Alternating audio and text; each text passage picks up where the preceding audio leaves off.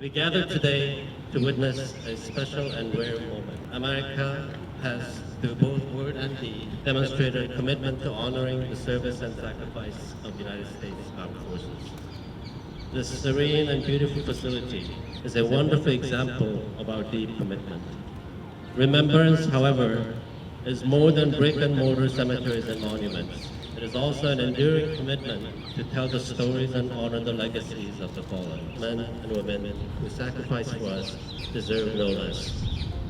To the Operation Benjamin team, I applaud your commitment to ensuring grave markers accurately represent individual faiths. Your efforts are profoundly symbolic of how deeply our nation respects diverse religious beliefs. Your work and our special gathering today reassure the families of the fallen that we will forever honor their service and sacrifice. Thank you all very, very much. These Jews found safe haven in this country, and President Quezon actually was willing to give 10,000 visas, but only 1,300 of them made it to the Philippines. 2 years after the war, the Philippines, under the presidency of another great leader, President Manuel Rojas, gave its support to the creation of the States of Israel, being the only country in Asia to vote yes on the 29th of November 1947 that created the State of Israel. We will always remember it. This demonstrates the unique bond among the Jewish people, the United States, the Philippines, and Israel. This ceremony today serves as a closure to another chapter in Jewish history. The five men we honor today knew tumult and tragedy all too well, and like so many of their generation, they answered the call and they paid the dearest price of freedom. Those resting here, these five Jewish American heroes, were endowed with an iron will to do right, no matter the personal cost. For these men are lately drawn from the ways of peace. They fight not for the lust of conquest. They fight to end conquest. They fight to let justice arise and for the tolerance and goodwill among thy people. They yearn but for the end of battle, for their return to the haven of home.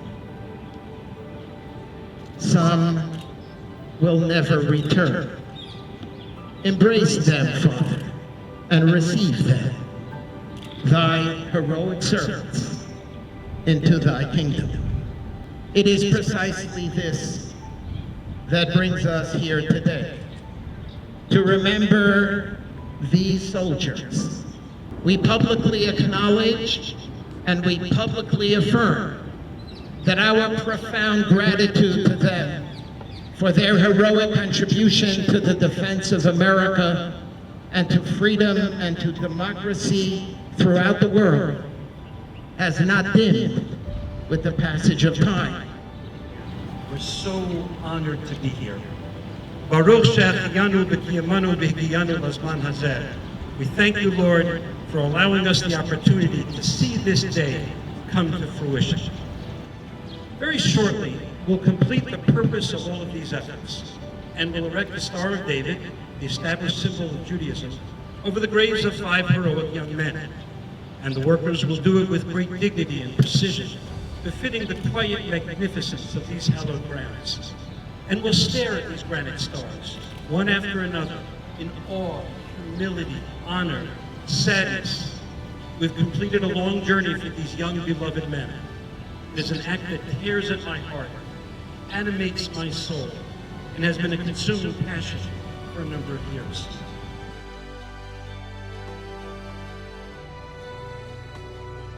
In memory of First Lieutenant Robert Fink. How many lives did Bob save with his keen mind? Truly, there is no way to count them. Educated at RPI, a premier institute in science, new technology, he was sent to Britain to learn about radar, a fiercely guarded secret weapon capable of detecting enemy forces, even in the nighttime sky. South Pacific, winter and spring of '44, sleeping out on coral reefs in endless rain. He kept safe waves and waves of our soldiers as they landed, as they fought day by day, night by night, bone by bone. Jack Gilbert was born in 1906 in Przemysl, Poland. His given name was Mendel Silber. His father, Alexander Silber, my grandfather, immigrated to the U.S. in 1911. In 1913, Jack, the oldest, followed by Harry, Kate, and Bert, came through Ellis Island with their mother, Esther. They settled in the Lower East Side of New York, as many Jewish immigrants did who fled persecution in Eastern Europe. Esther died 15 months later in 1914, leaving my grandfather with 5 children. After high school, a year at UConn, but in wartime dreams are short-lived. Drafted in 43, impatient, straining to fight, he transfers out of the Air Corps to the regular army, the hell of New Guinea, insufferable heat, unpitying rain. This foot soldier suffers sores, agony with every step. Then Mindanao, hand-to-hand combat in dense fields of abaca, 20 feet high, pushing through with all your weight for inches of progress. The fields themselves killed many, collapsed, suffocated, and the enemy you couldn't see until he was upon you. Alan fell in just such a field, shot hand to hand, face to face, 8 weeks before Hiroshima and a voyage home to his mother's arms, 8 weeks before his future. Today is about a young man that I never had the opportunity to meet.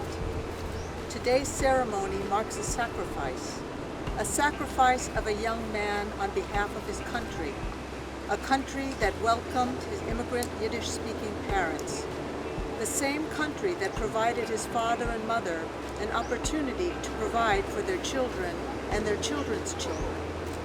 My great-uncle Louis hails from a humble background in South Philadelphia. As a child, my grandmother and great-aunts and uncles only referred to him in passing as a sweet, kind young man. When asked about him, few would ever say more other than he passed away in the war. It was seldom discussed, as his passing brought great pain to them. His father passed shortly after the news reached them that their youngest son had died. Yet his siblings carried his memory with them throughout the course of their lives. He joined the military at age 23 and somehow got attached to the New Mexico 200th Coastal Artillery Battery C. In 1941, he was deployed to the Philippines. In 1942, he indeed was forced to participate in the Bataan Death March, survived the march, and was transferred to a Japanese POW camp to work in a factory. It was in Japan that he died in 1944. My entire family is grateful to Operation Benjamin and to the ABMC for giving us the opportunity to get to know Arthur and to honor his life and his service by correctly marking his grave.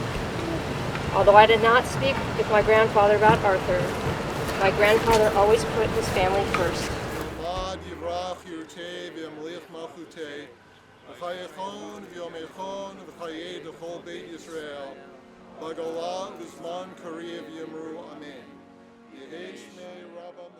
These Latin crosses that will be removed today are not symbols that we say good riddance to. Rather, we bid them a fond farewell. We lower our heads in gratitude and respect to these silent civil sentinels who have so majestically stood guard over these young men for all of these decades. Paraphrasing the moving Israeli song commemorating the soldiers who fell liberating Jerusalem and the Western Wall in 1967, Yesh anashim im lev shel even, yesh avanim im lev adam. There are people with hearts of stone, but there are stones with hearts of people. These are marvelous marble symbols that have shown heart, and we respect them affectionately as we bid them adieu.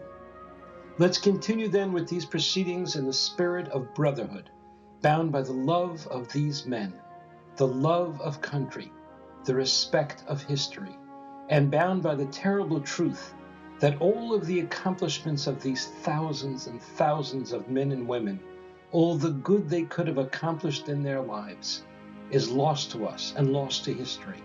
But what they did, saving us all from the grips of tyranny, must never be forgotten. Yehei Zichram Baruch, May their memories be for a blessing.